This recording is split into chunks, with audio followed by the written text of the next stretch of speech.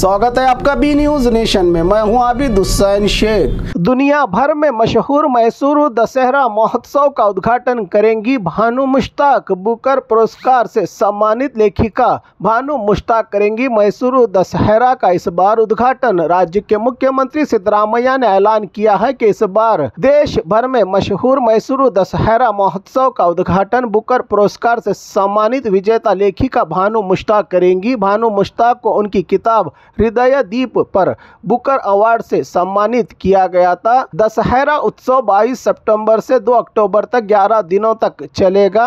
London में रही भानु मुश्ताक ने कहा कि हमारे राज्य का त्योहार दशहरा उत्सव का उद्घाटन करना मेरे लिए गर्व और खुशी की बात है। ये फैसला कर्नाटक के लिए सम्मान और महिलाओं के लिए प्रेरणा माना जा रहा है। ವಿಶ್ವವಿಖ್ಯಾತ ದಸರಾ ಮಹೋತ್ಸವ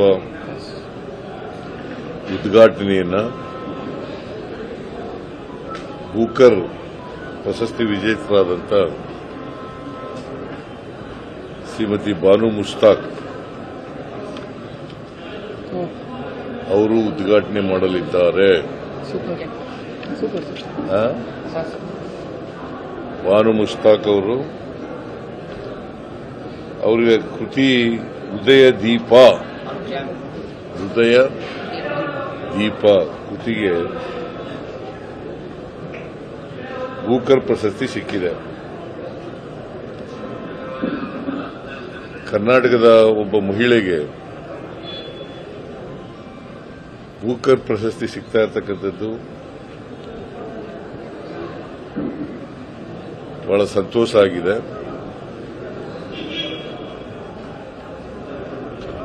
ಹಾಗಾಗಿ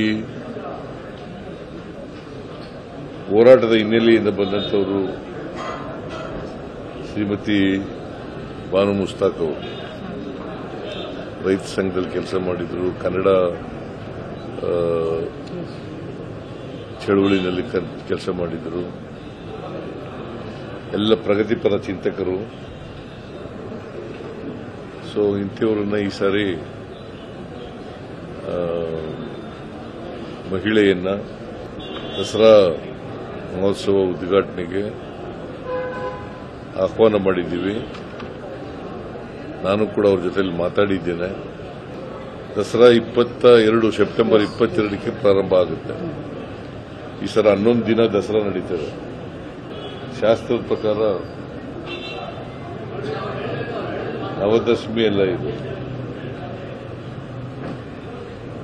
ದಶಮಿ ಅಲ್ಲ, 11 ದಿನ ದಸರಾ ನಡೀತದೆ। ಸೊ ವಿಜಯದಶಮಿ 11ನೇ ದಿನಕ್ಕೆ ನಡೀತದೆ। ಅಕ್ಟೋಬರ್ 2ನೇ ತಾರೀಕು। और खबरों के लिए देखते रहिए B news nation. HMB function hall आपके खुशियों की जगह। बीजापुर में मंगनी, शादी, अकीका जैसे खुशियों के प्रोग्राम्स के लिए पार्किंग की विशाल जगह और आलीशान हॉल में रहने खाने के सारे इंतजाम।